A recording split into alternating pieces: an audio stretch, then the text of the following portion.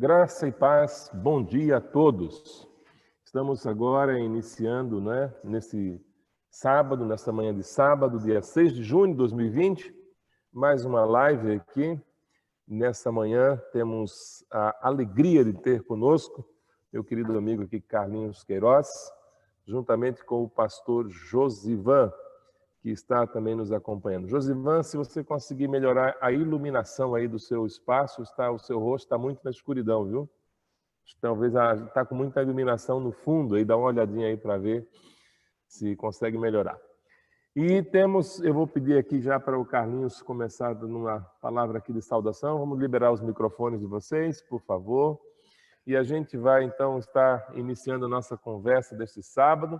Carlinhos, que bom tê-lo conosco, que bom ver um cearense num sábado pela manhã, às 11 horas da manhã, para uma boa conversa, né? O nordestino, de modo geral, já gosta de conversa. E conversa boa, melhor ainda. Tudo bem contigo? Tudo bem, Edmilson. Um privilégio, camarada, estar com você, aí com o Josivan, com todos os nossos amigas e amigas que estão também participando nesse momento com a gente.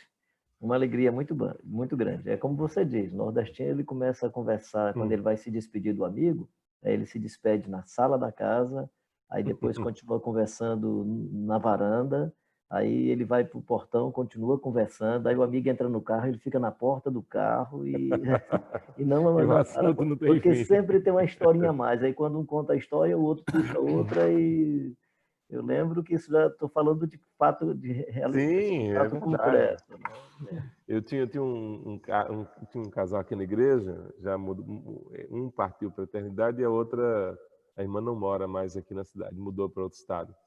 Mas era assim, ele não era nordestino não, mas estava no sangue dele. E às vezes uma despedida na porta da casa dele levava 30, 40 minutos. Assim, era um negócio assim, quando era rápido. Aí, quando não acontecia de falar assim, vamos entrar para tomar mais um cafezinho? Porque aquele que a gente tomou já esfriou, a gente precisa de um outro agora. Então, é isso aí. Então é Olá, isso. Josivan, como você está? Josivan, seu áudio, por favor. Amém. Como você está, meu amado irmão? Como passou a semana? Graças a Deus estamos bem, né? Passamos a semana bem. Nessa situação de pandemia, a gente está bem resguardado. Apesar de que eu precisei, né, dar uma viagem apenas um dia, mas voltei. Estamos enfrentando a situação, né, dentro daquilo que é possível. Estamos bem, graças a Deus. A família está bem. Perfeito. Bom. E quando chega a uma certa idade, tem que ficar bem resguardado, né? Eu mesmo resguardando ao máximo. Eu comecei a experimentar a ideia de que os filhos é que mandam agora em mim e não deixam. Antes eu que dizia para o menino para onde é que ia e não ia. Agora, meu filho e minha filha pegam pesado aqui, você não sai de casa. E tal. Brincadeira, hein? Não, mas eu vou só na padaria. Não vai a lugar nenhum. Não vai mesmo. Realmente eu não tenho saído mesmo.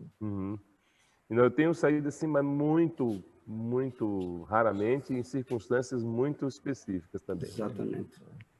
Mas é isso aí, irmãos. Então, neste sábado, como disse, 6 de junho, teremos uma live hoje com um tema assim muito empolgante: religiosidade versus espiritualidade no tempo, num contexto de uma pandemia. E não há ninguém melhor para falar desse tema do que o nosso querido Carlos Queiroz, que nós já conhecemos há algum tempo, é um conferencista, é pastor da Igreja de Cristo em Fortaleza, Igreja de Cristo do Brasil, em Fortaleza, é pastor também, atua no ministério, é escritor, conferencista, tem alguns livros escritos, dentre eles, pelo menos 2 eu me lembro assim de cor: Ser é o Bastante, né? A Felicidade à Luz do Sermão do Monte, e o outro, Em Busca da Espiritualidade, né? Tem mais um terceiro aí que eu não lembro agora, Carlinhos. Tem a oração nossa de cada dia, a oração nossa de cada dia. Tem as faces de um mito, a fascinante história de um cabra de Deus na Terra do Sol. Esse eu não conheço ainda não. Esse eu não conheço. Rapaz, agora... Esse é muito interessante. As faces de um mito. Eu acho assim, como literatura brasileira, é o que eu gosto mais. Esse livro foi publicado a primeira vez pela editora Vinde, né? Uhum. Aí depois, já 2 outras publicações, já foi aqui mesmo, pela editora Carlinhos Peregrino. Mas, assim, esse é um livro bem interessante. Na verdade, o pano de fundo é a história do meu pai, que foi um dos pioneiros da evangelização no semiárido do Rio Grande do Norte e do Ceará, né? Evangelizou cangaceiro e tal. Bem, aí tem o Eles Herdaram a Terra, que é um texto sobre, esse é da década de 1990. Ele foi publicado, ele saiu primeiro como Cristo e a Transformação Social do Brasil, mas eu achava que o tema era maior do que o livro. O livro não conseguia responder a esse título. Uhum. E aí nós resolvemos mudar. Ficou Eles Herdaram a Terra, que é a ideia de o compromisso do povo de Deus com os pobres e oprimidos, né? À luz do Antigo Testamento e do Novo Testamento. Maravilha. Então, e são leituras muito agradáveis, a leitura da literatura do Carlinhos é uma leitura assim, geralmente muito agradável, enriquecedora e que nos faz pensar no sentido do que nós temos feito, né? A gente começa a se questionar se a gente é crente de verdade com alguns textos que ele escreve aí. É verdade. E a gente fica meio inquieto, né? Tem hora que eu prefiro, na verdade... Eu também. Eu fico com o mesmo sentimento. Fica Você tranquilo. fica? Tem hora que eu leio, eu fico assim, é melhor não ler esse negócio aqui, porque daqui a pouco eu descubro que eu não sou crente. O negócio aqui é muito sério. A coisa aqui vai mais profundo do que eu imaginava. Então, a gente vai orar, fazer uma oração. Vou pedir para o pastor Josivan iniciar com uma oração. Amém. E daremos, então, sequência nesse bate-papo da manhã de sábado, que com certeza vai ser muito agradável e será bênção. Josivan, por favor, nos eleve a Deus em oração. Amém. Oremos. Senhor, nosso Deus, nosso Pai, que estás nos céus, nós te louvamos, nós te exaltamos pelo que o Senhor é e por tudo o que o Senhor faz. Muito obrigado, Pai amado, por este dia. Muito obrigado pelas oportunidades que o Senhor nos concede para testemunharmos do Senhor, testemunharmos do Deus vivo. Nesta manhã, Pai amado, nossa oração é no sentido de que o Senhor possa, em nome de Jesus, pela ação do Teu Espírito, alcançar a todos que acessarem esta live, que eles possam ser profundamente tocados pelo Senhor e que as palavras, Pai amado, elas possam produzir refrigério para a alma, possa produzir também reflexão e que o Senhor possa usar os Teus servos, possa nos usar para que o Teu nome seja glorificado. Muito obrigado por tudo, Senhor. Nos impacta com a Tua presença, nos impacta com a Tua palavra. Essa é a nossa oração, em nome de Jesus. Amém. Amém. Amém. Que maravilha. E dentro do nosso tema, Carlinhos, a gente tem discutido aqui aos sábados, ao longo aí dos últimos 2 meses, alguns temas pertinentes à questão da pandemia. Já fomos para diversas bandas aí, inclusive já falamos da importância de se ter uma boa espiritualidade para enfrentar um tempo como esse. Porque se a espiritualidade não for saudável, o sujeito se desespera, né? O sujeito entra em crise. Falamos também um pouquinho sobre o próprio direito religioso, coisa que se discutiu bastante e tem se discutido nesses dias de pandemia e por aí afora vai. Mas aí surgiu uma questão decorrente de um outro debate que a gente teve aqui, que inclusive durou 2 semanas, que foi justamente sobre mercado religioso, né? Nós estávamos falando sobre o mercado propriamente dito, tanto no sentido daquilo que se produz para atender às necessidades das pessoas, como Bíblia, etc. e tal, mas o mercado também da própria fé. A fé como um produto que é negociado em balcões e colocado aí à disposição da clientela. Falamos um pouco sobre isso, mas hoje a nossa ideia é ter uma compreensão um pouco mais aprofundada entre essa ideia da religiosidade no sentido do senso comum, não é? Porque se a gente pegar a religiosidade no sentido mais profundo, a gente pode até ver que ela se identifica também com a própria ideia da espiritualidade. Mas aquilo que as pessoas têm como senso comum de religiosidade, diante daquilo que é a espiritualidade, à luz do Evangelho, à luz de Cristo, há muito conflito num momento como esse, Carlinhos? Eu acho que há conflito e, ao mesmo tempo, eu presumo que há chance da gente fazer uma peneira e discernir uma coisa e outra. Eu penso que isso é também uma grande ajuda. Jesus diz assim, quem ouve essas minhas palavras, referindo-se ao Sermão do Monte. Ele faz todo aquele bloco de ensinamentos, Mateus resume isso no capítulo 5, 6 e 7, que é o chamado Sermão do Monte na ótica do Mateus. E aí, quando Jesus termina, ele diz, quem ouve essas minhas palavras e as pratica será semelhante a quem edificou a sua casa sobre a rocha. Vem furacão, vem vento, vem pandemia, vem isolamento social, e a casa permanece na rocha. E se for construída sobre areia, vem furacão, vento, pandemia, isolamento, e a pessoa não sabe o que fazer porque a casa foi construída sobre areia. Eu presumo que essas situações de catástrofe, guerra, e em outros contextos, situação de perseguição, como aconteceu com a igreja ali, principalmente nos 2 primeiros séculos, né? Ela, cada vez mais, ela se evidencia como seguidora do Jesus de Nazaré e sinaliza a essência e a beleza do Evangelho. Então, de um lado, o que é bom? Quando eu digo bom, é horrível essa expressão. O que é bom numa situação dessa? Não dá para falar de coisas boas. De coisa boa num tempo ruim. Num tempo ruim. Que proveito nós podemos tirar? Primeiro, essa peneiração e essa depuração a despeito da tribulação, a despeito do momento ruim e difícil, como que a espiritualidade marcada pela vida do Jesus Cristo de Nazaré se acentua. Por exemplo, Paulo é preso, e aí escreve as cartas, e a gente percebe que quanto mais ele escreve, mais inspirado, gracioso ele se encontra, e a impressão que eu tenho é que a cadeia, ou a dor, o sofrimento, levou aquele tipo de inspiração, inclusive. Claro que é inspirado pelo Espírito Santo e tudo mais. João na ilha de Patmos, né?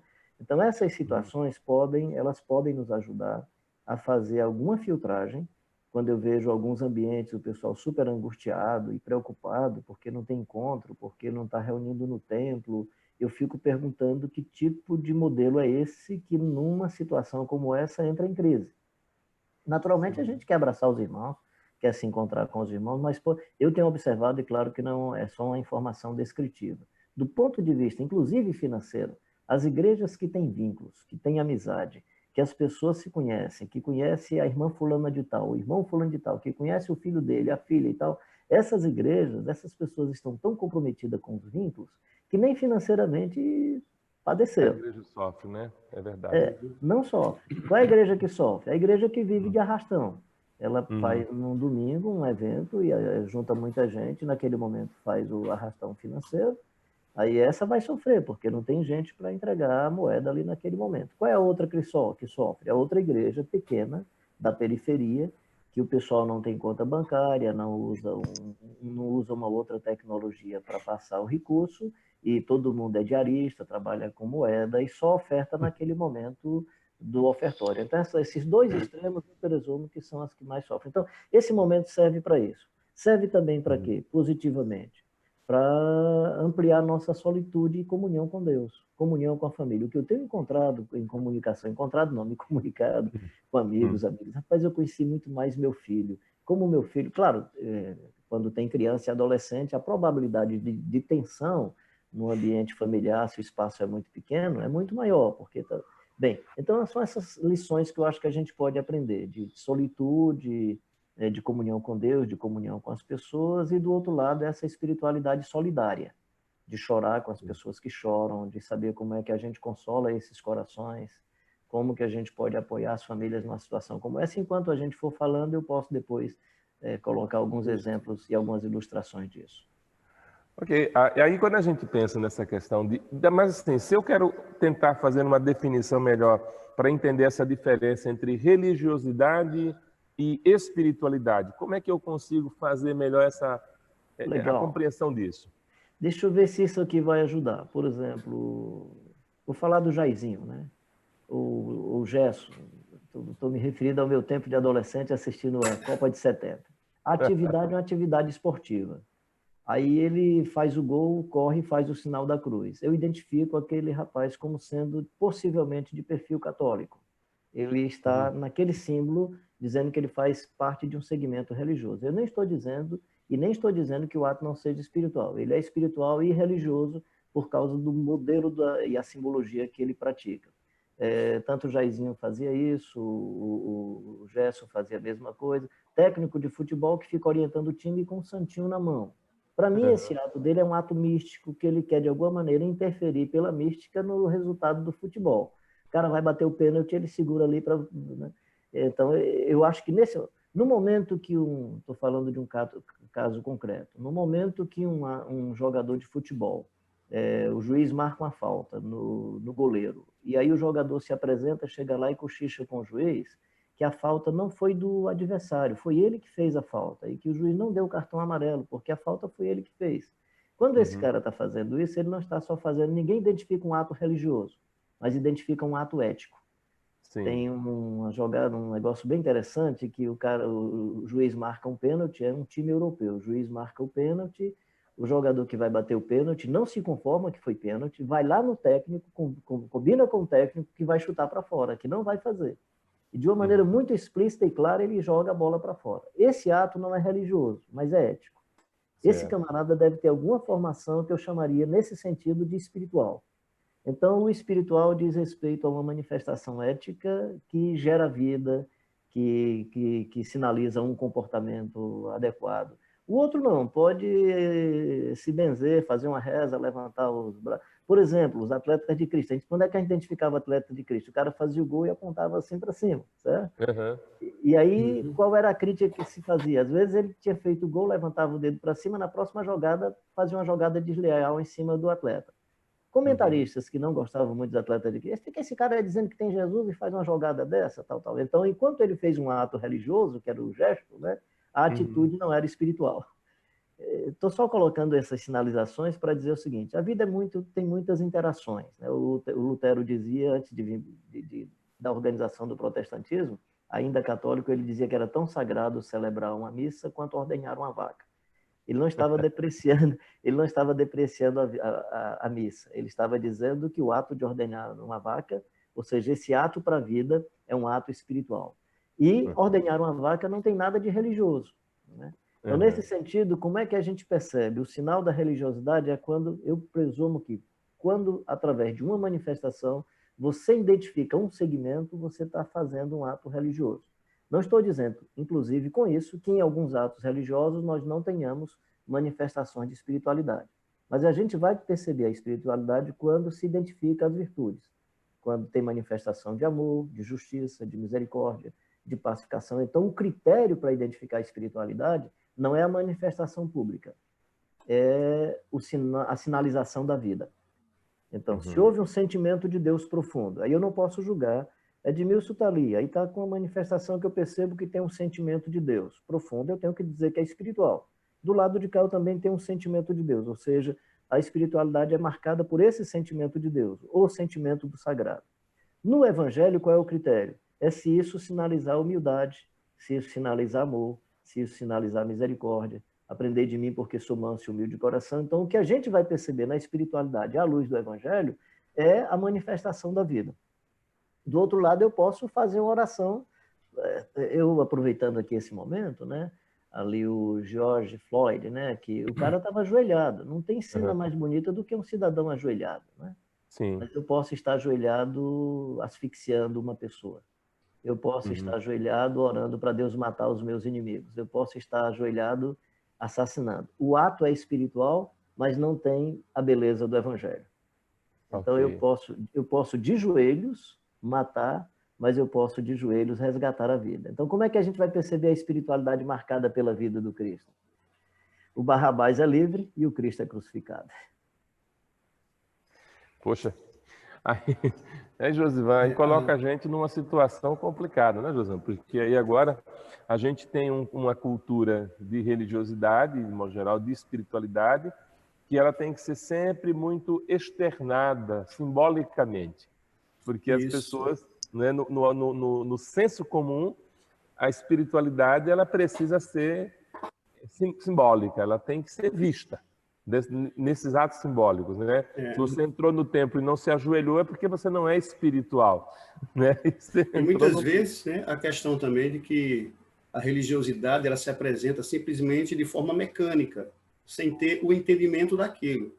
Então, ele já vai automaticamente, se utiliza dos artefatos, se utiliza daquilo que está à sua vista, mas não traz à memória o significado daquilo. Então, ele simplesmente está, digamos assim, no piloto automático. Ele está fazendo a coisa, mas não está refletindo acerca daquilo que ele está fazendo.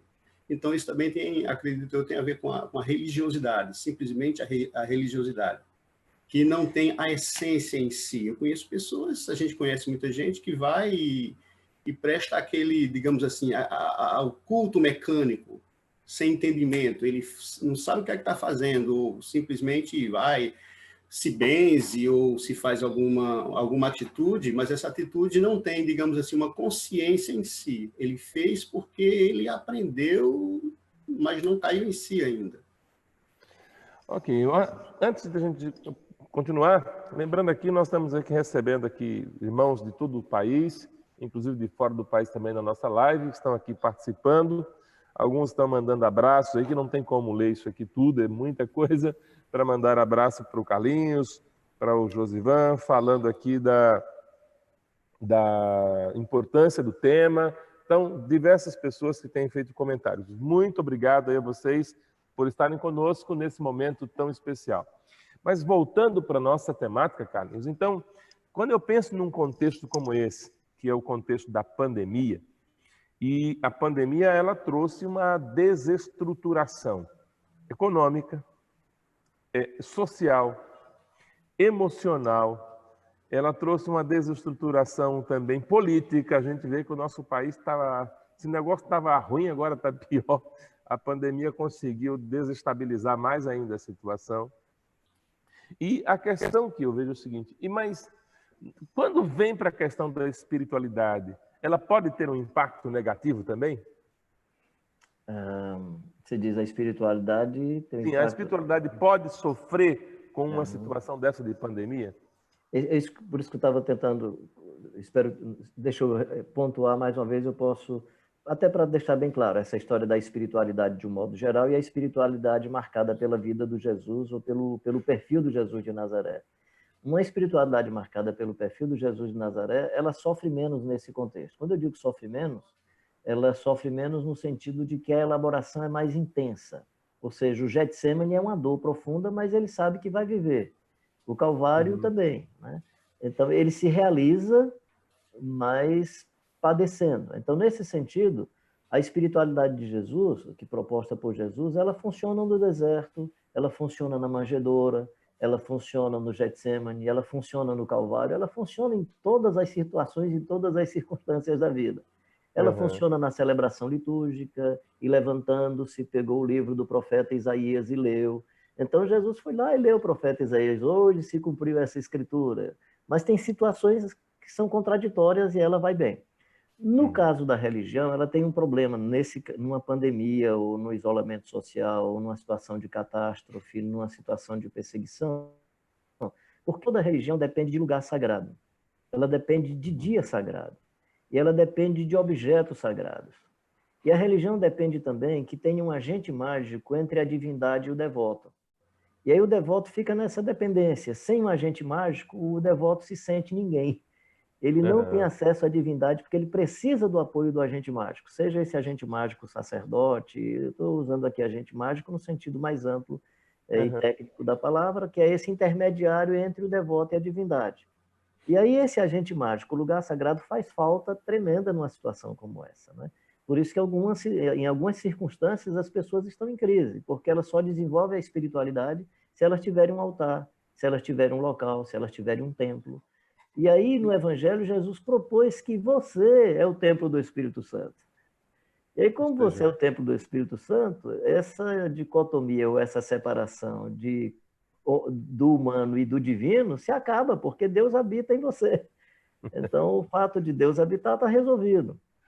Você vai ao templo, quando pode, para ter comunhão com os irmãos, para ser edificado, para usar misericórdia, para ser exortado, para ser solidário. Então, de um lado, né, a solitude do Evangelho aprofunda essa nossa comunhão com Deus. Como Deus é amor, e se a pessoa tem comunhão com Deus, ele fica também uma pessoa amorosa. Aí ele precisa se voltar para a sociedade.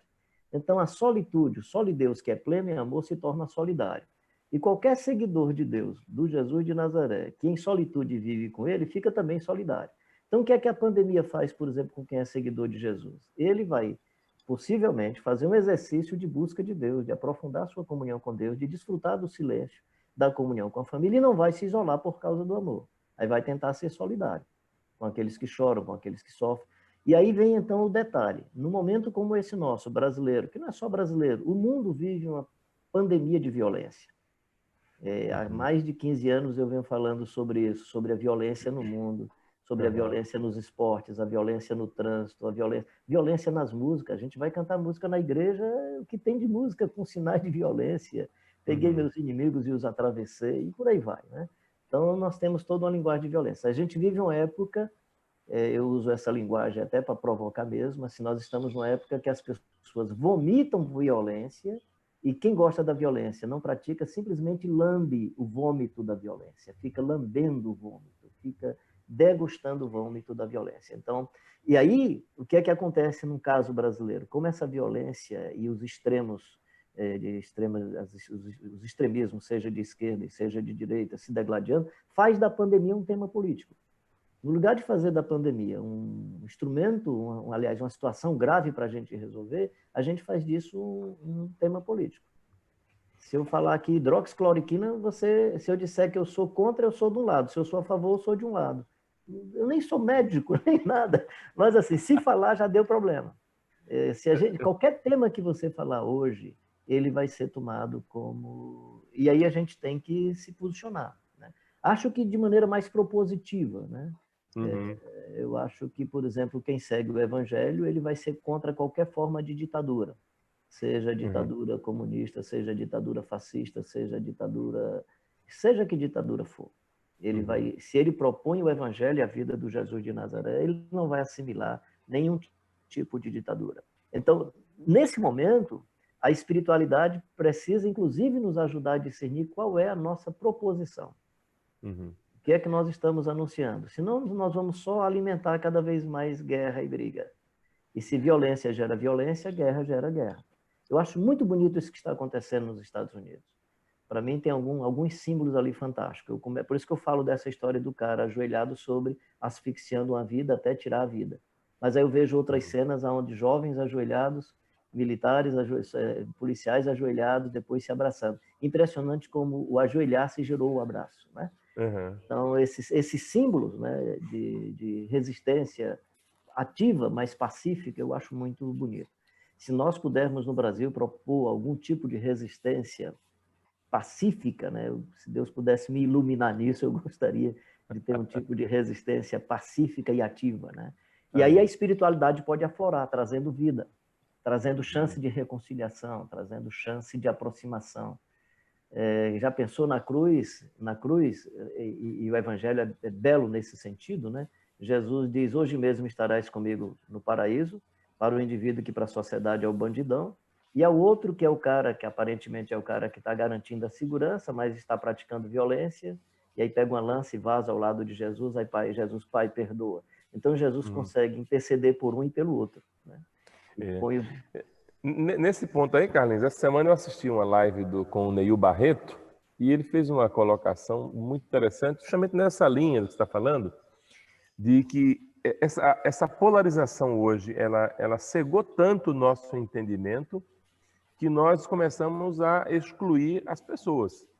Elas vão sendo excluídas.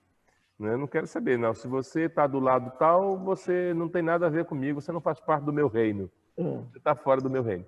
Aí ele disse uma coisa, ele fez eu acredito no Evangelho que é tão poderoso e tão convergente na pessoa de Cristo, tudo nele, que esquerdistas e direitistas poderiam estar juntos na mesma igreja, cultuar a Deus e adorar, e se respeitarem e se amarem. Exato, é isso mesmo. Agora, é interessante porque o lado que me coloca não sou eu. É o outro que diz que eu estou do lado tal, que pode até ser seja verdade, mas quem me põe no lado é o outro. Quem diz onde eu estou é o outro. É impressionante isso, né? E você não tem a chance mais de dizer, porque se você disser, você será confrontado. Eu não estou desse lado, o cara diz, não, você está mentindo. Você está desse lado porque você não está desse outro lado aqui. Josivan, pois não. Como é que a gente, no caso, É possível a gente vivenciar isso de maneira prática no nosso dia a dia? Porque, assim, o Carlinhos está colocando algumas questões que são muito profundas, mas quando eu penso na questão do meu dia a dia, não é? Como é que eu lido com um sujeito que é de esquerda extremada ou de direita extremada e que me encurrala numa determinada situação e quer que eu me posicione, e eu já sei que qualquer posicionamento que eu assumir, eu serei colocado dentro de um determinado quadrado que eu não quero estar, né? Então, como é que eu vou como é que eu vou vencer essa minha espiritualidade, não perder essa minha espiritualidade diante de um momento tão cruel como esse que a gente está vivendo, né? Eu acredito que em todos os tempos, independentemente de pandemia, o tempo de guerra, o tempo de paz, nós precisamos ser igreja em todos os sentidos. Nós precisamos ser igreja. Uma coisa que o Carlinhos diz, num dos livros que ele escreveu, é que o mundo é a paróquia. Então, dentro dessa visão, eu preciso me reinventar à luz do Evangelho, buscando alternativas para me dissolver como sal que tempera. Mostrando o quê? Mostrando a humanidade através do olhar de Jesus Cristo. Essa é a missão. Uhum. Enxergando a essência do cristianismo, a essência do evangelho, que é o amor. Vivenciando este amor na comunidade e derramando para aqueles que estão de fora. Então, eu preciso, antes de tudo, ser igreja. Eu não preciso me envolver no lado A, no lado B. Eu preciso vivenciar como igreja. Porque quando se vivencia essa espiritualidade cristã do Evangelho de Jesus Cristo, o cumprimento da missão, da nossa missão, de influenciar, é uma consequência. E não se cumpre a missão quando não se vive a espiritualidade de Jesus Cristo. Então, oi, desculpa, não, é isso que nós precisamos fazer diante de tudo isso, vivenciar aquilo que o mestre ensinou. Ou seja, o nosso referencial precisa ser o Evangelho. O Evangelho. O Evangelho é a nossa, como dizer assim, a nossa base de fé, é o nosso referencial.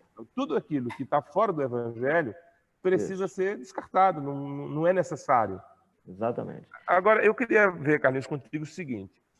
Quando essa pandemia começou, a gente viu aí falas xenofóbicas, acusação de um lado, acusação de outro, uma parafernália que não tem tamanho. Eu cheguei a receber um vídeo de alguém que se declara, que é um pastor, que eu confesso quase que eu excluí do meu celular, porque no vídeo não era ele, mas ele estava me mandando o vídeo. Então, à medida em que ele me mandou o vídeo, ele não me mandou para eu analisar, ele me mandou como algo que ele acreditava. Mas era uma atitude tão terrível, mas tão cruel contra o povo chinês, que aquilo me deu uma revolta. E eu disse para ele, fiz a seguinte pergunta para ele: você acredita mesmo nisso? Aí ele não me respondeu. Aí depois eu falei para ele: olha, por favor, não me mande esse tipo de mensagem. Porque aí passou... Porque era algo de uma crueldade assim absurda.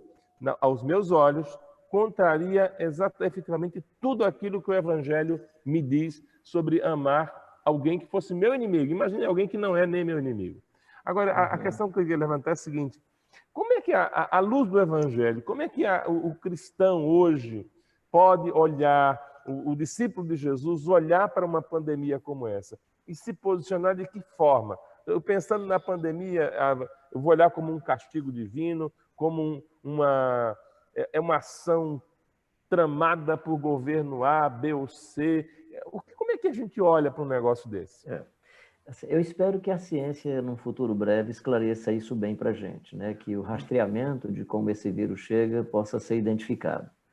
E aí você tem essas teorias de conspiração. Eu sou tendente, não tenho certeza ainda, porque eu espero que a ciência diga para a gente, eu sou tendente a pensar que é o manejo inadequado, nesse caso específico, com os animais silvestres. Ou seja, esse manejo e essa alimentação de animais silvestres pode ter afetado.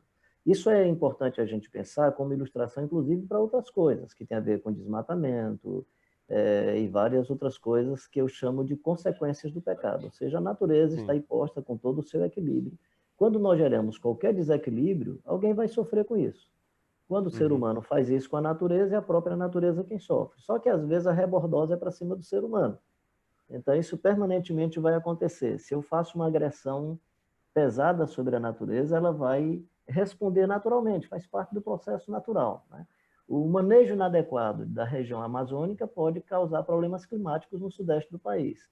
O manejo inadequado com as matas africanas, especialmente na África Austral, pode gerar problemas climatológicos aqui no Nordeste brasileiro, principalmente nas regiões que desfrutam da agricultura a partir dos ventos alísios, né?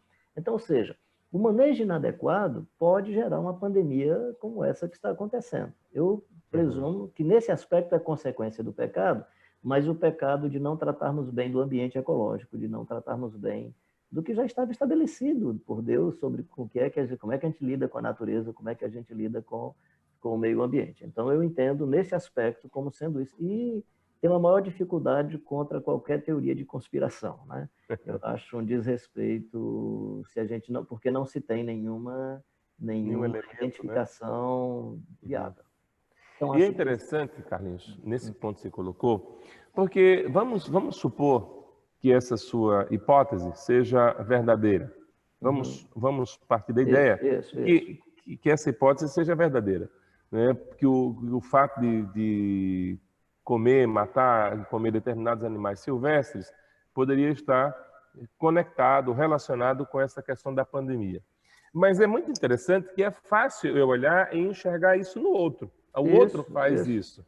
Mas eu não enxergo que eu tenho feito também coisas semelhantes ou até piores no meu contexto. Por isso que eu coloco isso aí como ilustração de outras possibilidades do nosso. Por exemplo, nós estamos vivendo agora o que os nativos viveram com a invasão da sociedade chamada civilizada. Nós temos anticorpos, aí vamos lá para as regiões ribeirinhas, vamos lá para as regiões nativas, levando doenças que eles não tinham. O processo de colonização, por exemplo. Então, nós estamos sofrendo agora, com essa chegada do vírus, isso poderia nos ajudar a pensar sobre esse pecado, de ir para outras sociedades que estão vivendo vulnerabilidade quando eu já tenho anticorpos para certas doenças que o meu corpo já aprendeu a vencer. Então, essas são questões que a gente precisa levantar. De novo, digamos que seja esse manejo inadequado com o meio ambiente. Então, trazer para o nosso contexto que manejos inadequados nós fazemos que geram tantos problemas. Se a gente for, por exemplo, a monocultura nesse contexto brasileiro, seja para a produção do álcool, seja para vender produtos para os países de primeiro mundo, e a agricultura orgânica ou a agricultura ecologicamente correta ou familiar, que é quem coloca os produtos à nossa mesa, não tem investimento adequado nesse sentido. Então, o pobre que fica nas regiões tão férteis ali de Pernambuco, né? Sua linda e amada terra, Pernambuco. Minha terra. Pois é. Aquelas regiões litorâneas da Paraíba, de Pernambuco, né? Que são de monocultura de produção de cana-de-açúcar, né? Cana-de-açúcar. E ele não tem acesso para plantar a comida do seu cotidiano. Isso é um pecado. Então, tanto que a minha vontade de que essa hipótese tivesse correta, graças a Deus que eu não sou cientista, senão eu já estava condicionado a dizer que sim, né? não poderia fazer uma pesquisa neutra, mas assim, é muito mais para que isso ilustre outros pecados que nós cometemos, conjunturais, pecados estruturais, né? E que geram miséria, sofrimento e dor sobre as pessoas. Okay. Só voltando um pouco da questão que você tinha levantado, eu lembrei agora, rapidinho, que eu acho que é importante, quando você... Como é que a gente pode, na espiritualidade do Evangelho, sinalizar? Eu acho que ela tem que ser temática, porque uma das coisas do Evangelho é a busca da equidade. Tiago diz no capítulo 1, versículo 5, venha o rico na sua insignificância e o pobre se achegue com a sua dignidade, né? Eu acho isso lindo demais. Tiago diz assim, não dá o primeiro lugar para o rico, ou seja... dá o primeiro lugar para o pobre, deixa o rico lá no último banco, que na sociedade ele já é muito elogiado e todo mundo já gosta dele. Então aqui ele vai ficar um pouco de escanteio. Não é que ele não vale como ser humano, é que não tem valor o cifrão que ele traz na testa. Ou seja, a marca do cifrão não... Então, na verdade, o Evangelho propõe equidade. Isso significa o quê? Que se eu pego os dados do IBGE, que a menina negra, abaixo de 15 anos, né, é menina, ou seja, é do sexo feminino, né? Sexo feminino, abaixo de 15 anos, é pobre, pele negra, ela sofre mais violência do que qualquer outra pessoa.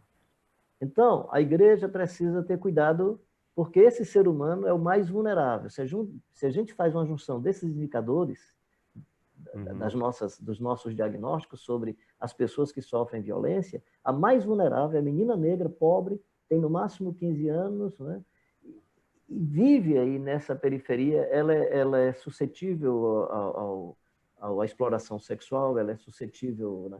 Então, o cuidado com esse ser humano, ou seja, uma política pública onde esse ser humano seja mais atendido, se alguém chamar isso de esquerda, que chame de esquerda.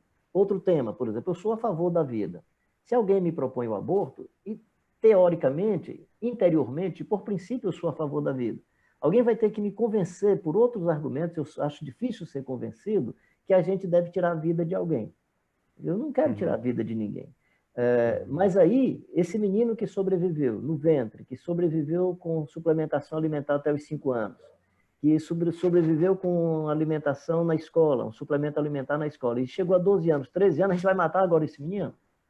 Então, nós não somos a favor da vida, então esse menino precisa ser cuidado e vamos continuar lutando pela vida. Se isso é ser de esquerda... Ou seja, Carlinhos, nós precisamos, digamos, verificar os nossos conceitos de pecado. Isso. Porque nós temos um lado que pensa pecado de uma forma. Pecado é isso. Mas há muitas coisas que são pecado que, digamos assim, nós como igreja estamos deixando de lado, como essas questões que o senhor tem levantado agora. Seria mais ou menos isso. É isso. E se definir como igreja de maneira temática. Então, está, digamos, eu quero estar do lado da pessoa mais fragilizada. Entre a discussão do Pilatos e do Herodes. O Pilatos e o Herodes estão discutindo. Eles estão preocupados com a vida de Jesus? Não, acho que eles estão preocupados com a imagem deles. Eles estão preocupados com a popularidade deles. E crucificar ou não crucificar Jesus pode afetar a popularidade. Aí você pergunta, Jesus ficou do lado de Pilatos ou do lado de Herodes? Não, Jesus ficou do lado do Barrabás. Quando trouxeram o Barrabás, eu acho que Jesus olhou e disse, eita, mais um que eu vou liberar, mais um que eu vou salvar. Esse cara não vai morrer, quem vai morrer sou eu. Porque o Pilatos, Herodes pensam que são protagonistas daquela reunião. Não, o protagonista é Jesus. Jesus é quem sabe o que é que está fazendo. Quem liberou o Barrabás não foi a multidão com o grito. Quem liberou foi Jesus. Jesus teria argumento suficiente para se auto-justificar e dizer, não é chegada a hora. Eu não vou morrer agora, né? Crucifica aí o Barrabás que eu estou fora desse negócio. Coisa nenhuma. Então, essas decisões nós precisamos saber quando é que nós tomamos como comunidade, como seguidor, como seguidora do Jesus de Nazaré. Essa é a questão. Então, eu acho que as nossas posições devem ser temáticas. Então, se me perguntam sobre reforma agrária, eu sou a favor de reforma agrária para as pessoas mais pobres e que o indivíduo não tenha a posse da terra, que ele tenha o direito de usufruto da terra, como está lá em Deuteronômio. Por isso que Levita, nós três aqui não poderíamos possuir terra. É verdade. Porque a gente sobrevive de outra atividade. Então, médico não deveria possuir terra, engenheiro a não ser o engenheiro agrônomo que vivesse da terra. Então, quem vivia da terra podia ter terra. O agricultor e o pecuarista podiam possuir terra, os outros não. Então, eu sou a favor disso. E a terra, naquele sentido, pertence a Deus, e você tem usufruto.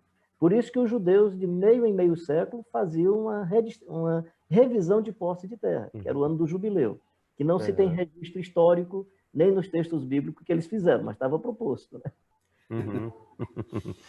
Ok. Agora, Carlinhos, você tocou numa questão aí e você falou sobre a questão do cifrão. E no seu livro, lá Em Busca da Espiritualidade, esse é um dos temas recorrentes, né? Você trabalha muito essa questão.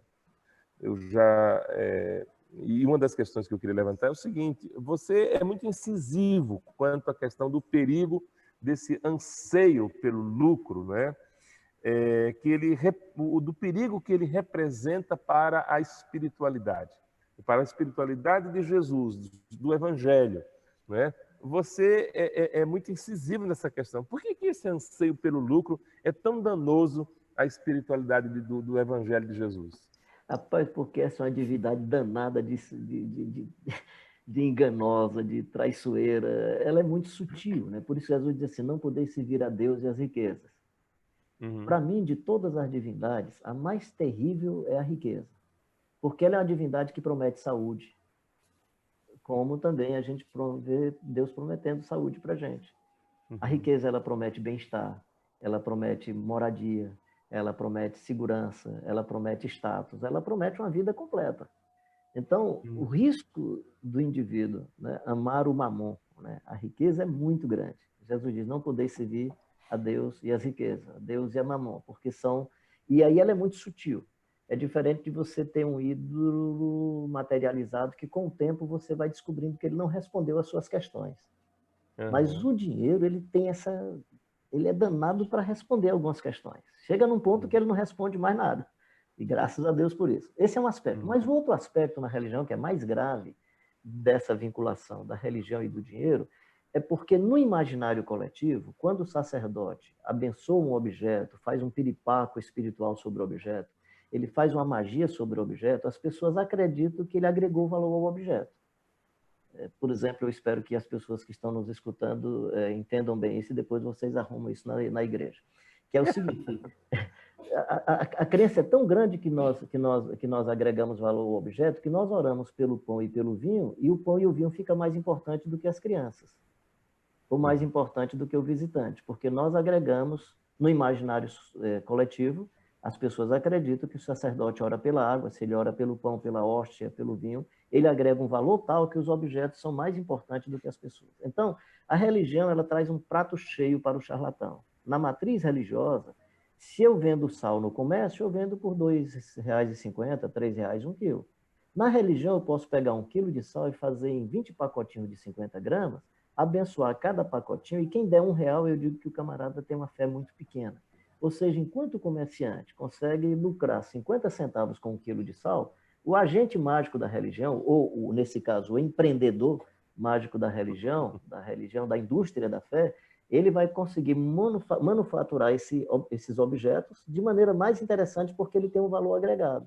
E aí ele vai vender por R$ 20 1 quilo de sal. Ele vai conseguir pegar um par de meia que custa R$ 18 numa fabricação qualquer e vai vender por 125. Então, o fascínio é interessante para quem quer fazer o negócio, né? E a manipulação é mais severa ainda, injusta com o ser humano que está comprando o produto, porque a religião ofereceu para ele essa matriz. E como a religião está batizada disso em nome dos sacramentos, camarada, aí é muito sério. E aí, claro, quais as religiões que funcionam? O protestantismo, ele se livra um pouco mais disso, porque ele é mais confessional do que sacramental. As religiões sacramentais que lidam com os objetos, elas têm mais, ou seja, as pessoas que têm essa cultura, elas têm mais probabilidade dessa manipulação. Os confessionais, eles vão trabalhar com a magia das frases e não magia dos objetos. Você vai passar no vestibular, eu recebo, porque se não disser eu não disser eu recebo, não recebe. Né? Se eu disser, rapaz, cuidado que a nossa comunicação aqui pode cair, a internet está amarrado, Carlinhos, não vai cair não, se você não sentar amarrado, cai, entendeu? Então, aí o que é que vai acontecer? Cada pessoa precisa ter o discernimento para perceber se ele está sendo manipulado economicamente pela magia dos objetos ou se ele está sendo manipulado economicamente pela magia das frases. Uma ou outra vai gerar muito mais possibilidade de exploração financeira, de exploração econômica, e ela vai cada vez mais fortalecer as indústrias da fé e as empresas religiosas que vivem do lucro. Porque aí, nesse caso, o camarada não é um sacerdote. Há uma diferença entre o seguidor de Jesus e o sacerdote. Isso já é uma diferença muito grande. Mas dá para ser sacerdote e seguidor de Jesus. Eu acho difícil ser empreendedor mágico do negócio religioso e seguidor de Jesus. E aí, de novo... São incoerentes essas duas coisas? São incoerentes. Eu acho que empreendedor mágico... O sacerdote até que dá para você ainda, dependendo do sacerdote, ele pode ser um sacerdote bondoso, caridoso, de coração pastoral, que senta lá nas cadeiras mais bonitas, mas fica todo constrangido porque está lá em cima. Por ele mudaria aquele negócio. Ele veste a roupa sacerdotal e fica todo sem jeito, se achando inadequado. Ele pelo menos tem um coração legal e tenta culturalmente viver aquelas experiências, mas sem permitir que o coração seja... Ele é capaz de sentar na cadeira do sacerdote, mas tem um coração diferente. Ele não tem ele senta no trono, mas não tem um trono dentro dele. Tem pessoas que não tem trono simbólico e tem trono dentro de si. Apenas para... Oh, desculpe. Vai, não, continua, estou falando demais. Deixa eu falar demais, eu me empolgo.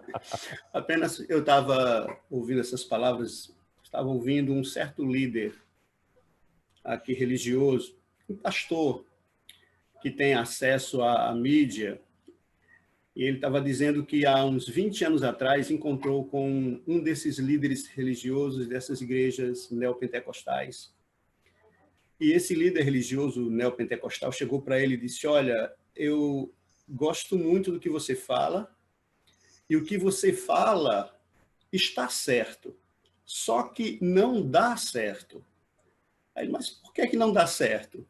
Está certo e não dá certo. É porque ele disse: pregar acerca de um Jesus que entra no jumentinho em Jerusalém, que morre numa cruz, pregar acerca de um Jesus que veio para os humildes, isso não dá dinheiro.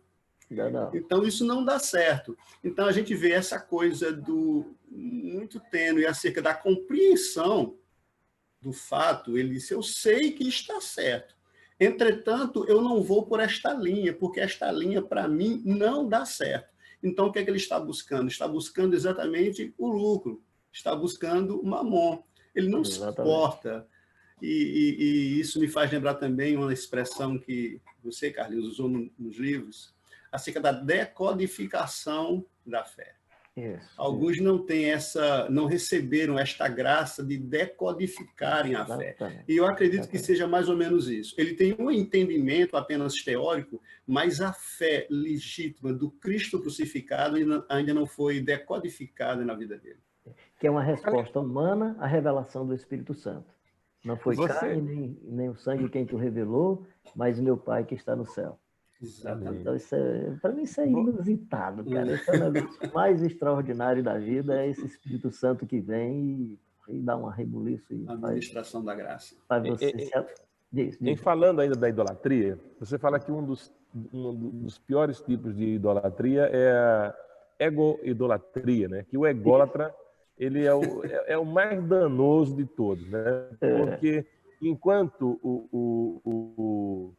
o ídolo de barro, de madeira, ele não tem vontade, ele não fala, ele é estático, o ególatra, ele tem tudo isso. Tem tudo isso.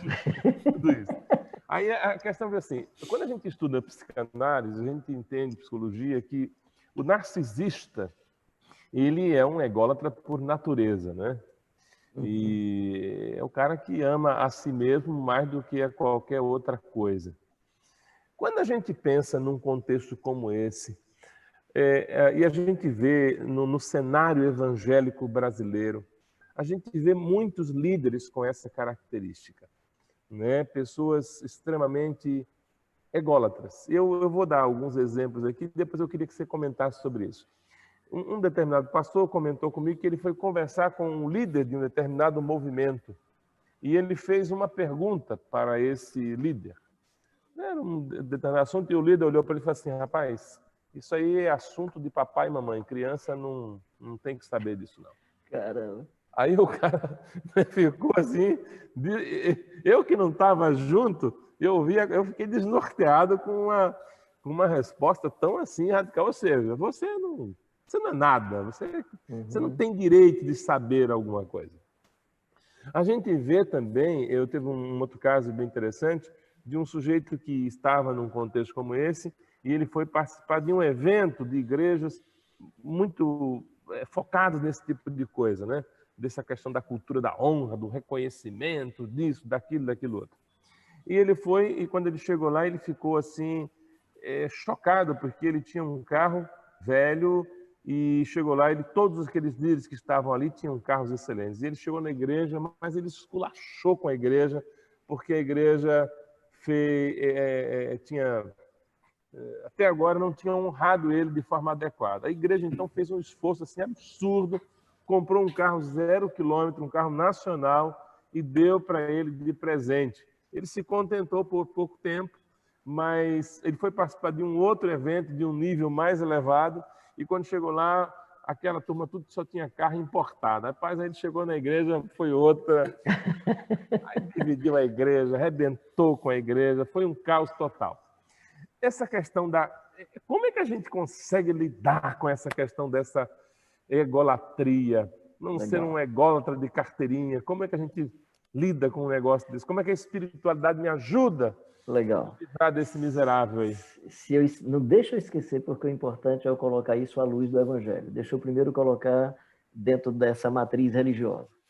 Na matriz religiosa você tem o devoto, você tem a divindade e tem o agente intermediário para aproximar o devoto da divindade. O agente intermediário para aproximar o devoto da divindade, ele precisa, como já dissemos em outro momento aqui, ele precisa de lugar sagrado e de objetos sagrados para o manuseio, atividades sagradas, só como ilustração. Por exemplo, dependendo do modelo religioso, quando a criança nasce, se ele não tiver a bênção do sacerdote, um ato espiritual do sacerdote sobre a criança, seja batismo, seja o que for, o menino não nasceu direito. No catolicismo mais radical, ele é pagão. Ele nem nasceu, ele é pagão. Então, o menino não nasceu direito. Ele casa no civil, mas se não tiver a bênção do sacerdote, não serviu. E ele morre, se o corpo não for, a alma não for encomendada, ele não morreu direito. Então, os 3 grandes momentos da vida, nascimento, casamento e morte, nós entregamos na mão do sacerdote. Olha que poder extraordinário esse cara tem. Ele define se você nasceu, ele define se você casou, e ele define se você morreu direito. Aliás, no casamento, depois que o sacerdote celebra e diz agora é marido e mulher, aí pode escrever no carro lá, feliz lua de mel, tal. 3, 4 dias depois chega o casal, como é que foi lá? Foi legal, todo mundo assim, fez sexo, agora pode, porque o sacerdote disse que podia. Vai fazer sexo antes do sacerdote dizer sim, vai dar uma confusão da gota. Então, assim, não estou nem falando se faz sexo ou não antes do casamento. Não quero entrar nesse tema, que isso é outra questão também importante de se conversar. Mas eu quero só continuar enfatizando esse campo do poder que tem o sacerdote. Aí tu imagina, ele é só um agente mágico. Ele lida com a divindade que tem olho, mas não vê, tem boca, mas não fala, tem nariz, mas não cheira, tem ouvido, mas não escuta, que é a divindade. No momento que essa divindade deixa de existir nesse cenário religioso e passa a ser o próprio sacerdote, aí está complicado. Porque o danado tem olho, tem nariz, tem neurônio, pensa, raciocina, e ele é a divindade. Então, camarada, aí o negócio é sério. Porque essa egolatria, se só matasse o indivíduo, que eu acho que esse é um indivíduo, do ponto de vista das percepções, da sensibilidade humana, da grandeza humana, esse indivíduo já morreu. Ele já se Por isso que o texto diz assim, fica igual à divindade quem a faz. Porque ele agora passa a ser um cara sem coração, sem amor, sem bondade, sem misericórdia, é capaz de matar. Vá mexer na estrutura dele, no esquema religioso, que ele é capaz de matar. Ele literalmente matar, né? Porque ele perdeu a sensibilidade humana. Então a egolatria é, no meu entendimento, a mais perversa e mais danosa de todas as idolatrias, porque a divindade agora tem neurônio. A divindade agora consegue enxergar, a divindade consegue falar, consegue escutar, né? E aí esse indivíduo, primeiro, além dele ser um ser que já morreu como humano, pode até ser ressuscitado pela beleza do Evangelho, ele é capaz de matar outros. Diga, que eu ia só colocar... Você ia fazer uma colocação em relação ao Evangelho. Isso, pronto. Deixa eu só colocar um pouco mais. Depois, na religião, tem essa coisa, ela é progressiva. Você é um iniciado. Depois que você faz todas as orientações, aí você já não é mais o iniciado. Agora você é um camarada que já pode fazer tais e tais atividades, porque você deixou de ser o iniciado, que é o modelo de todas as dimensões esotéricas. Ou seja, quem vive esse esoterismo, o evangelho é exotérico, porque ele é para fora de si. Esoterismo nesse sentido de que você vai crescendo. Aí você vai crescendo, chega no patamar mais alto, porque a religião faz isso com você, tem uma progressão. Aí é isso mesmo. Não estou falando com criança. O papo aqui é de papai e de mamãe, é de gente que está mais em cima, né? Uma vez aconteceu isso, eu conversando com uma senhora, e aí no meio da conversa ela disse assim mesmo, mas Carlinhos, é porque você ainda não chegou onde eu já cheguei. Aí eu disse, minha querida, e eu não quero chegar nunca. E Deus me ajude para que eu nunca chegue. Né? Aí como é que é o evangelho? Então vem o evangelho. O evangelho propõe esvaziamento. A espiritualidade do evangelho, por mais que as disciplinas de espiritualidade ajude a gente a desintoxicar-se de algumas mazelas da vida, de outras práticas da vida, eu acho que essa é a grande tarefa das disciplinas de espiritualidade, Mas uma das coisas bonitas do Evangelho é que eu não preciso crescer, eu preciso me esvaziar. O caminho do Evangelho é esvaziamento. Não é? Tende em vós o mesmo sentimento que houve também em Cristo Jesus, pois sendo em forma de Deus, não teve por usurpação ser igual a Deus, antes esvaziou-se. Amém. Esvaziou-se de si para ser cheio de Deus. Então, o Evangelho não propõe eu ficar melhor do que o Edmilson, nem ficar melhor do que o Josivan, porque o Evangelho está mandando eu me esvaziar. Então, eu nunca vou ser melhor do que ninguém. E por que eu nunca vou ser melhor do que ninguém? Porque o perfil para a gente seguir é Jesus. E quanto mais você olha para Jesus, você descobre que você está distante. Aí o perfil é Jesus. No máximo, o perfil da gente é a história da gente há uma semana atrás. Você olha para você e diz, melhorei um pouquinho. Mas o referencial não é o meu irmão. O referencial do meu irmão é se ele estiver alegre, eu vou me alegrar com ele. Se ele estiver chorando, eu vou chorar com ele. Eu vou ser solidário. Nós vamos exercer a mutualidade com os meus irmãos e irmãs e não comparações. Então, no Evangelho, essa é a grande beleza do Evangelho e da religião. Então, na matriz religiosa, quando isso acontecer, você diz, estou entendendo, é porque o cara está na matriz religiosa, deixa ele ficar assim mesmo. Aí ele vai ter status. Ele agora, até a disposição das cadeiras em alguns lugares sinaliza muito bem isso. Você tem cadeiras mais feinhas aqui, cadeiras mais bonitas para outro tipo de perfil, aí depois tal, e uma cadeira bonitona com a roupa diferente para o cara que está lá em cima. Isso tem a ver com o brioso, não também, não é? Cara, Até o Maurício. O Maurício está perguntando aqui, o Maurício Carvalho, né? Ele diz assim, sempre é bom ouvir o Carlinhos. Agora ele fez a seguinte pergunta, será que o brioso resolverá abandonar sua religiosidade algum dia aí? Ei, cara, o brioso é danado. Por isso que eu acho que a gente pode... Tinhoso, lembra da palavra aí? Brioso. Tinhoso. Tinhoso e brioso. O bicho é tinhoso. Veja bem, Jesus transita na religiosidade das pessoas. Inclusive pratica algumas coisas. A Páscoa que Jesus pratica com os discípulos, eu acho que é um momento religioso. Ele é apresentado no templo. Então, nesse sentido, nós podemos, o seguidor de Jesus pode transitar entre as religiosidades sem se comprometer com elas e sem usá-las para oprimir as pessoas. Então, o indivíduo pode, transitando nessa religiosidade ou nessa cultura, receber o nome de mestre e senhor. Vós me chamais de mestre e senhor, e dizeis bem porque eu sou. Então, Jesus até reconhece, vocês me chamam de mestre e senhor, é assim a cultura de vocês? Então, eu sou mestre e senhor. Aí ele pega, levanta-se da mesa, pega uma bacia, tira a toalha que estava no corpo, pega uma bacia, põe água na bacia e vai fazer terapia nos pés dos discípulos. Ou seja, o cuidado que a gente precisa ter é esse. No momento que você percebe que vai ter o aplauso, como é que você faz para sair? Desculpa, assim, um testemunho muito pessoal. Eu fui convidado para pregar na igreja, não vou citar a cidade, mas eu fui de carro, cheguei no meu carro. Quando eu cheguei, já tinha começado o culto, muitos carros lá na frente, e tinha um local, e acho que não é problema que tenha um local para o pastor, até porque ele vai chegar, precisa, tem suas atividades, mas tinha um local específico para eu estacionar. Fui lá, estacionei o carro. Quando eu desci, dois senhores, mas muito bem vestidos, bem mais bem vestidos, aliás, bem mais vestidos do que eu, não precisa nem botar roupa, qualquer roupa resolve.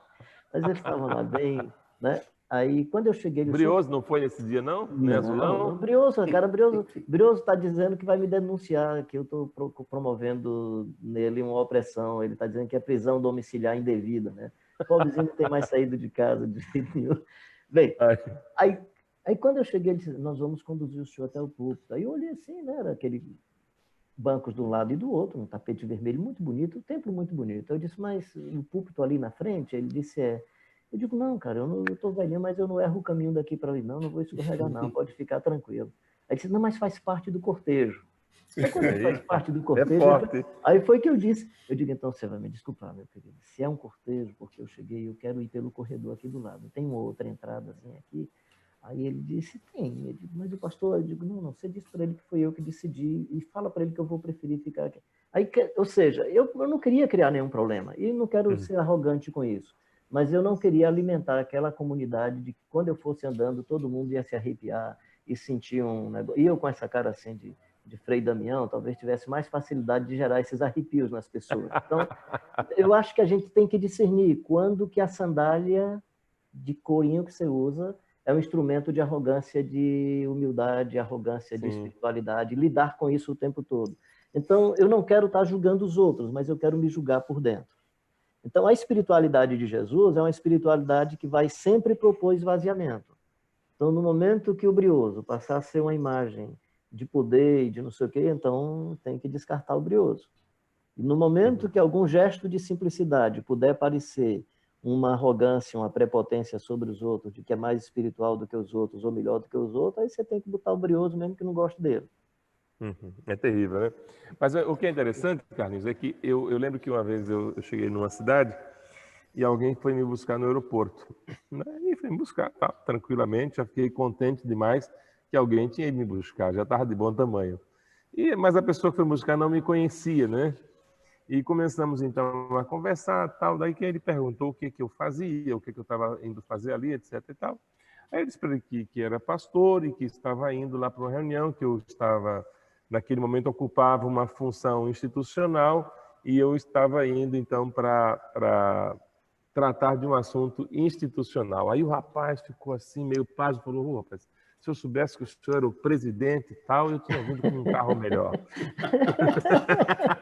É isso aí. O negócio é essa coisa que vai se criando, e o pior é o seguinte, que no nosso interior terminamos muitas vezes gostando dessa ideia, né? Isso, Puxa vida, isso. eu sou melhor, pelo menos alguém me reconhece, alguém me aplaude, alguém me dá o valor que eu mereço, ou que eu tenho. Aí a egolatria reina. Vai lá para cima. Vai lá para cima. O egômetro vai às alturas. E onde se faz necessário sempre o caminhar cotidiano com Jesus de Nazaré. Isso. Então, a minha caminhada com Jesus de Nazaré vai me manter equilibrado, vai me manter no eixo do Jesus de Nazaré, no eixo do Evangelho e no eixo de me esvaziar de mim mesmo. Então, sempre que vier alguma coisa no sentido de que eu estou subindo, olha para Jesus, qual é o exemplo de Jesus? Exatamente. E esse exemplo de Jesus vai me fazer retroceder e me manter neste lugar, e olhando sempre para Jesus, eu vou procurar, digamos assim, transcender lateralmente na igreja, olhando, observando as outras pessoas, me identificando com as outras pessoas e me dissolvendo para o bem também dessas pessoas. E nunca permitir, dentro disso, que esse sucesso, entre aspas, alcance o meu coração, que a arrogância alcance o meu coração, porque aí já seria um desvio de função. Tranquilo, é isso mesmo. E isso vai ficando tão grave, tão sério, que começa a matar as pessoas. Eu estive outro dia numa outra cidade, fui fazer uma ministração lá para um grupo de pastores, e alguém compartilhou isso comigo, né? Na verdade, ele fez uma pergunta: pastor, eu tenho algum problema do senhor ir no meu carro? Eu disse, de forma alguma. Ele fez, não, tudo bem, então tá bom. É porque o meu carro é um carro mais simples. Eu disse, e qual que é o problema? Eu só não quero estar empurrando o seu carro, eu falei para ele, né? Se não tiver que empurrar, tá de bom tamanho. Ele fez, não, é porque outro dia o pastor da nossa igreja convidou fulano de tal, e ele veio aqui, aí eu fui buscá-lo. Quando eu cheguei lá, que ele desceu, ele fez, nesse carro eu não entro. Caramba! Eu sou fulano de tal. Eu sou isso, aquilo e aquilo outro. Nesse carro eu não entro. O irmão, aí ele ficou numa situação, teve que pensar numa saída para tentar resolver o problema que ele fez. Nesse carro, nesse seu Gol aí, eu não entro, não. Eu acho que uma resposta assim. Irmão ficou, mas ele estava numa crise. Ele falou, pastor, eu tinha uma visão sobre aquele homem e aquilo ali desmoronou completamente, porque eu estava achando que era um homem de Deus, mas não tem a ver com o homem de Deus. Eu soube também, só para essa mesma temática, determinada cantora evangélica veio aqui para João Pessoa e veio com a banda e o esposo. E o pastor que convidou a cantora para cantar na sua igreja mandou uma van buscar o grupo, o esposo e a cantora. A van cabia, e me sobrava lugar. Mas não, tem que ser um carro só para nós dois, e a banda vai na van. Eu achei isso. Outra coisa, a gente tem que estar no hotel, e no hotel tem que ter isso e isso. Então, houve uma série de exigências, e praticamente não houve uma comunhão, uma comunicação com o pessoal que estava por aqui. Aí, nesse ponto, Aí, nesse ponto, o Brioso, coitado, tem razão, né? Sim. Alguém perguntou aqui se o Brioso não estava muito irritado com essa pandemia de ter que estar ficando em casa o tempo todo, não sair para lugar nenhum. O problema dele é o seguinte, é que o coitado tem que ficar em casa e não consegue tirar lições do evangelho para a vida. Esse é o problema dele. Do Brioso, nesse ponto, ele sofre mesmo, né? Ele sofre, A, porque ele a fica e não Justiana, consegue. lá do Rio Grande do Norte, fez um comentário bem interessante. Ela diz assim, segundo Schaeffer, a verdadeira espiritualidade pode encontrar base no 10º mandamento de Êxodo 20:17. É um estado interior de completa satisfação, de estar satisfeito a ponto de não cobiçar mais nada. Isso. Ei, rapaz, É isso aí. agora fiquei longe demais do negócio. Agora acabou comigo. Juntando isso com a tentação, né? É interessante, eu gosto da descrição de Lucas, porque o Lucas é como se ele dissesse que Jesus vai ser tentado e o Espírito Santo o conduz ao deserto. Né? Isso para mim é fantástico. É como se o Lucas estivesse dizendo que a melhor geopolítica para a gente vencer a tentação de poder, a tentação de prestígio e fama e a tentação de acumulação de bens é quando a gente busca esse ambiente do deserto. No nosso caso, como nós não temos a geografia do deserto, né, a gente tem aqui algumas regiões semiáridas e tal, mas nós não temos o deserto como tal. Quando eu escrevo sobre o deserto, eu escrevo o deserto como paradigma. Ou seja, esse exercício, ainda que vivendo na região urbana, Jesus, cheio do Espírito Santo, voltou do Jordão e foi guiado pelo mesmo Espírito no deserto. Eu gosto dessa descrição do Lucas, rapaz. Porque o Mateus diz que Jesus foi levado pelo Espírito Santo para ser tentado. O Lucas tem um detalhe interessantíssimo, é como se ele dissesse assim, Jesus vai ser tentado e o Espírito Santo levou para o deserto. É como se dissesse, no deserto ele vence a tentação. Porque no deserto não tem ninguém para aplaudir. No deserto não dá para acumular bens.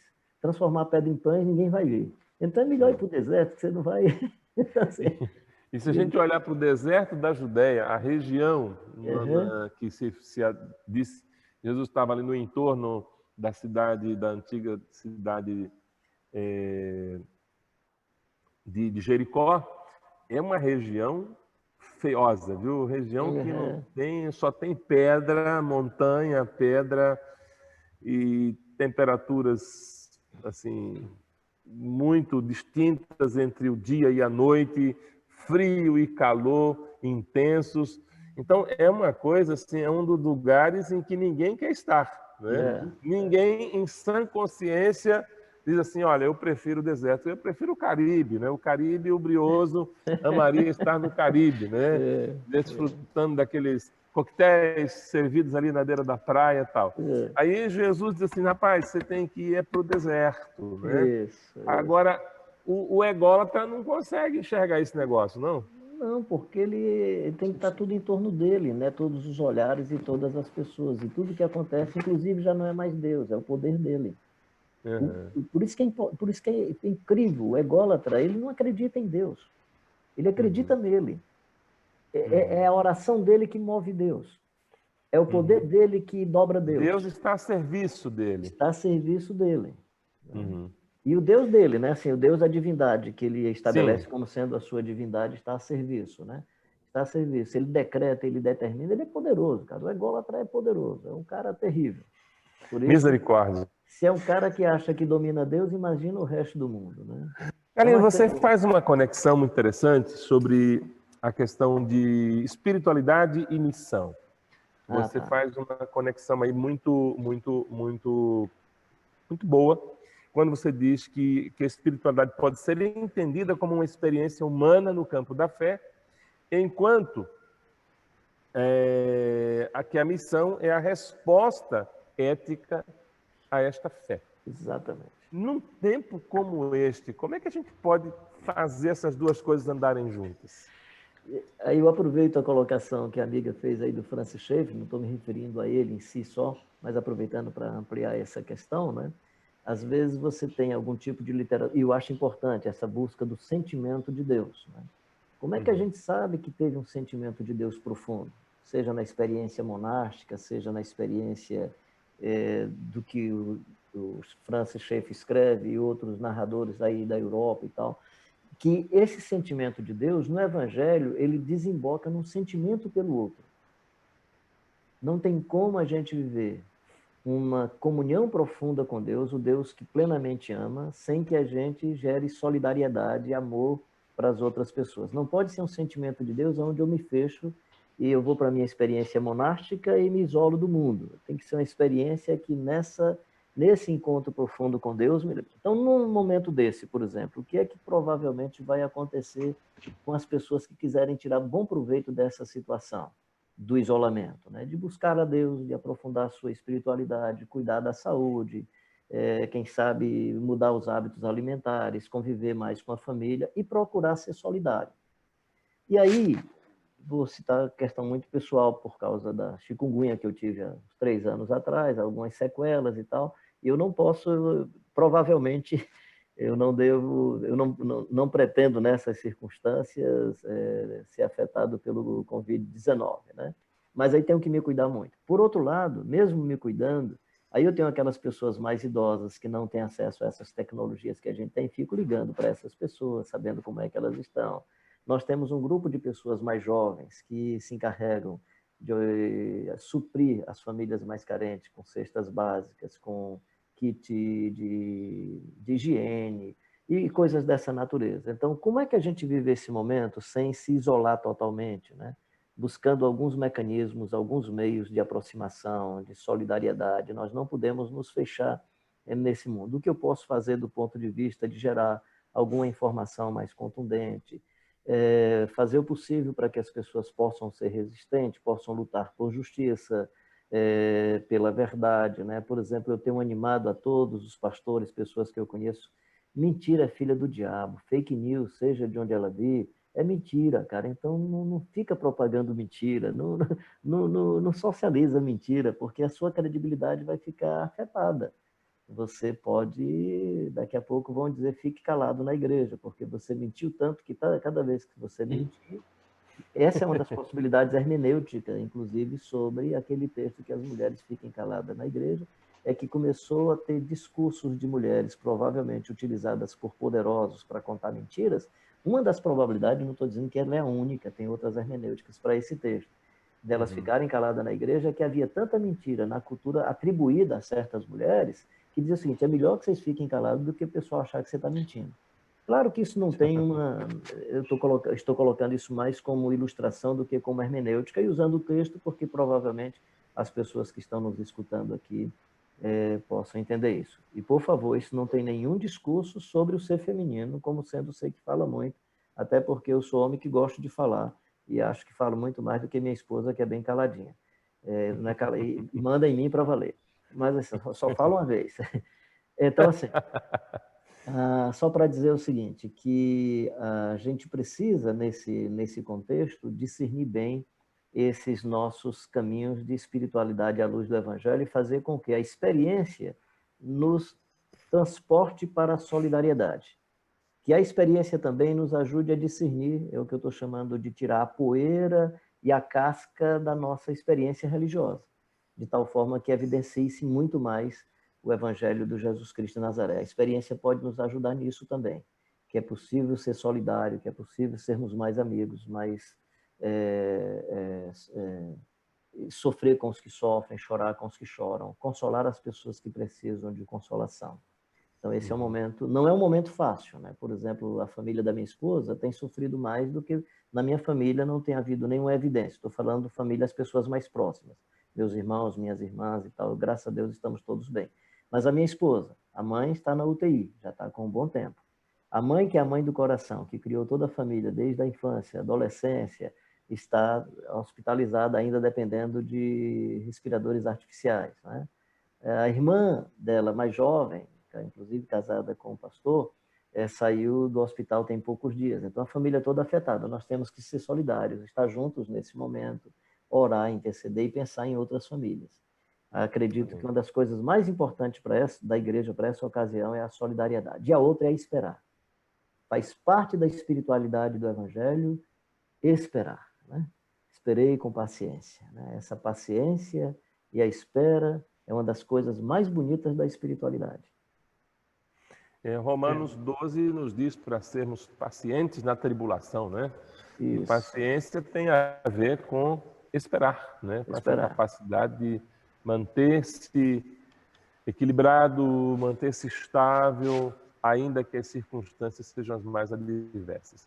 Carlinhos, estamos chegando ao final da nossa live e eu tenho só mais uma pergunta aqui que eu queria fazer para a gente fechar com essa pergunta, né?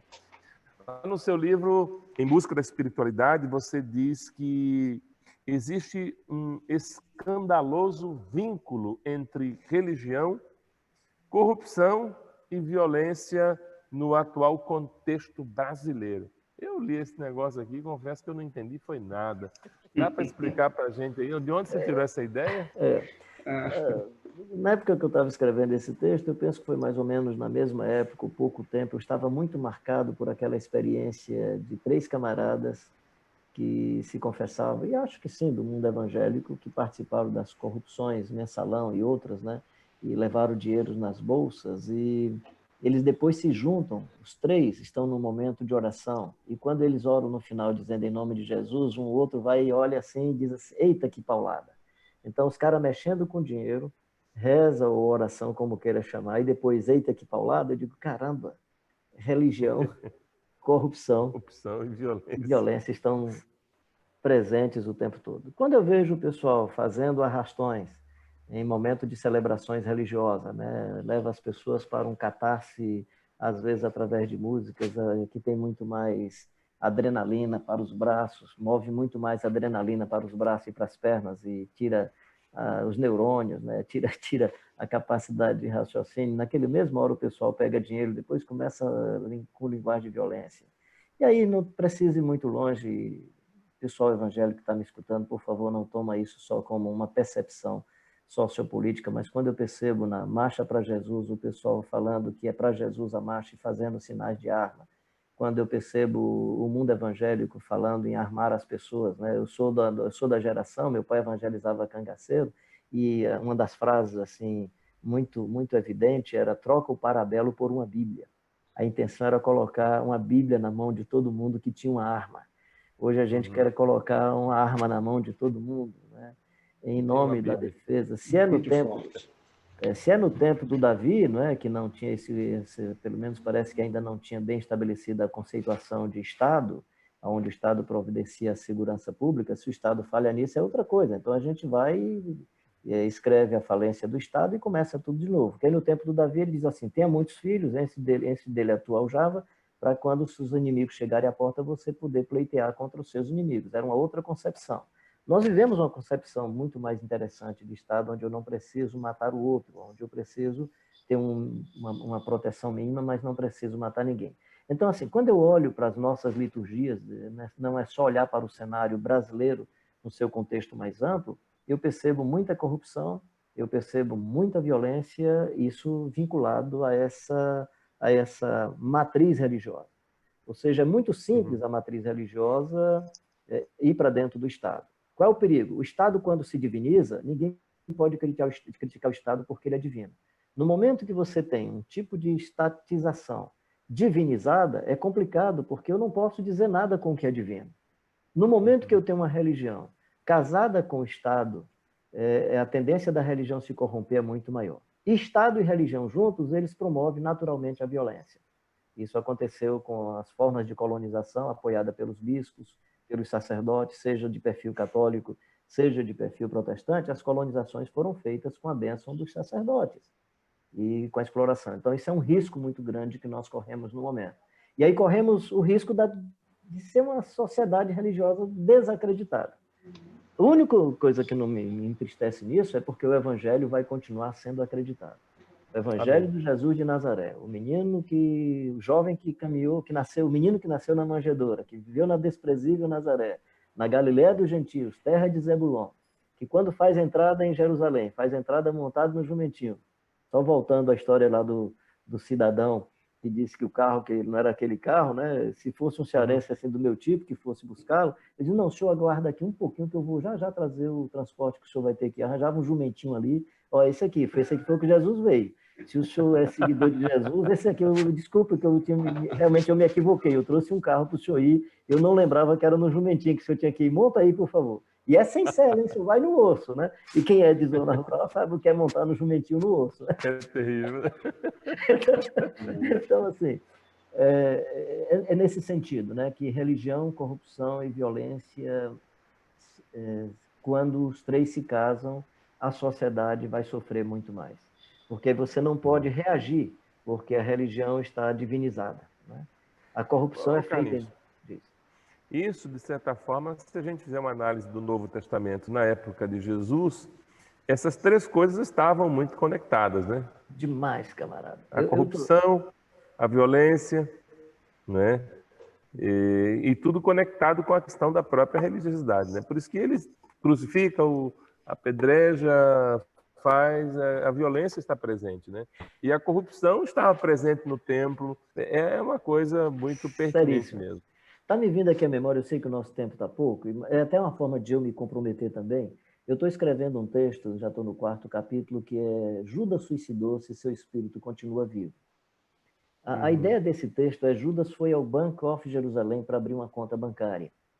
E ele chega para o gerente olha para ele assim, mal recebe o Judas, porque ele foi com aquela roupa de pescador, de camponês. Aí o gerente não se empolgou muito, né? E perguntou o que é que ele estava. Ele: não, eu quero abrir a conta, mas o que é o seu empreendimento? Não, é de um amigo meu. O cara é fantástico, ele é um líder e tanto. Transforma água em vinho, mas não vende 1 litro.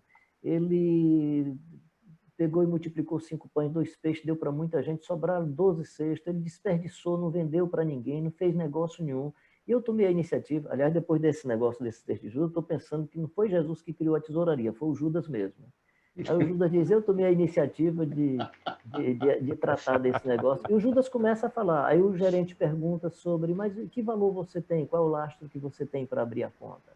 Aí ele diz: não, o nosso líder lá diz que o nosso lastro é amor, misericórdia, é bondade, é paz e tal. Aí o gerente diz: mas isso não vale nada. Aí eu faço uma discussão sobre o que é que vale e o que é que não vale na vida. Então, o primeiro capítulo vai nessa direção. No 2º capítulo, o gerente se empolga porque, coincidentemente, o Judas chega na sala do gerente e o José de Arimateia estava. E o Judas dá shalom para o José de Arimateia. O José de Arimateia abraça o Judas. Aí o gerente se empolga e diz: caramba, esse cara não é tão... Eu ia dizendo lascado, mas não vou dizer assim: esse cara não é tão arrebentado como eu pensei. Não Zé ninguém, né? Caramba, ele é amigo do José de Arimateia. Aí o gerente se empolga para abrir a conta. Esse capítulo, então, eu já trabalho outra questão, que é quando o gerente se empolga, aí o Judas percebe, né? Aí diz: não, você inclusive pode ser nosso sócio, você pode fazer uma oferenda, dar 10%, e seus negócios vão melhorar. E já começa a fazer uma insinuação para o gerente ser sócio do empreendimento dele. Eu sei que no final das contas, assim, chega num outro momento que o Judas já não quer mais que o gerente seja sócio, já quer que os dois entrem no empreendimento, porque ele vai criar um banco. E aí eu trabalho com alguns bancos de algumas grandes empresas religiosas que têm bancos aí internacionais e tal. Então, assim, o Judas suicidou-se, mas o empreendimento dele continua vivo. Então, e aí, nesse sentido, um dos papos do José de Arimateia com o Judas, no momento que ele está lá, ele sai da gerência e o José de Arimateia diz: mas, camarada, o que é isso? O seu líder não aceita isso. Será que não é o joio e o trigo que ele estava falando? Aí o Judas começa a defender e o José de Arimateia que tenta evangelizar o Judas que ele está errado. Que Jesus já tinha falado de um joio que era muito parecido com o trigo e que o Judas não estava discernindo entre o joio e o trigo. Então a ideia do texto é: Judas suicidou-se, mas o espírito dele, esse espírito de negócio, continua vivo. Ok, Josivan, suas considerações aí finais, Josivan, para a gente fechar a nossa live desse sábado. Antes das considerações finais, eu gostaria de registrar aqui a presença do pastor Marcelo Fraga na sala, Jorge Amorim, Marcelo, o Fábio lá de Mataraca, o pessoal de Mataraca está também nos assistindo. Eu vi aqui o pessoal matacaraquense aqui, mataraquense. Isso, paraíso na terra. O pastor Dário, né, da Igreja Batista Central do Jordão, o pastor Darcy Reis também está nos acompanhando. Opa. Missionária Maria Pires, diretamente de Moçambique, também está nos assistindo. E o pastor Samuel Alves, que fez uma pergunta, mas já foi respondida. Ele falou que a pandemia pode ser um meio para voltarmos aos atos espirituais do silêncio e da contemplação. Só, por Eu favor, creio só que pergunta a Maria Pires, se ela que está em Moçambique, é a mesma Maria Pires que eu conheci em Angola, por favor, só para ela colocar aí se é. ela está ouvindo, se ela responder, a gente divulga aqui, mas Rapaz, que tem tudo para ser, legal. né? Se for, muita alegria para mim. Mas era uma baiana essa que você conheceu? Isso, Então essa, é ela mesma. ela. Oh, Ela está maravilha. lá há muitos anos aí naquela Legal, região ali. legal. Mas, gente, que bate-papo gostoso, Carlinhos. Que bate-papo gostoso, Josivan. A gente poder conversar sobre um tema tão relevante num momento tão difícil, né? E a gente que está engajado na obra do Senhor no reino, a gente tem são questões desafiadoras que a gente precisa muitas vezes ter que responder de forma bíblica, de forma satisfatória. Não é fácil, é um momento, eu diria assim, que para a igreja brasileira é um momento totalmente inusitado e, de certa forma, esse momento também está revelando bastante da questão do comércio, né? Quem tem a fé, uma fé comercializada, está numa crise terrível, do mesmo jeito que os pequenos negócios estão desesperados porque correm o risco de falir, muitos empreendimentos religiosos também estão correndo o risco de falir nesse dia. De certa forma, nesse sentido, a pandemia está sendo também um processo de bênção para a igreja, porque pode livrar a igreja de muitas ervas daninhas, né? Agora, uma coisa que você colocou, Carlinhos, eu acho que a gente precisa destacar isso, é que aconteça o que aconteça, a mensagem do Evangelho, ela continua. Ela está aí. Continua, e vai ter gente crendo, e vai ter gente firmada, vai ter gente vivendo esse Evangelho. Obrigadão pela sua colaboração, obrigado pela sua presença aqui conosco, obrigado pela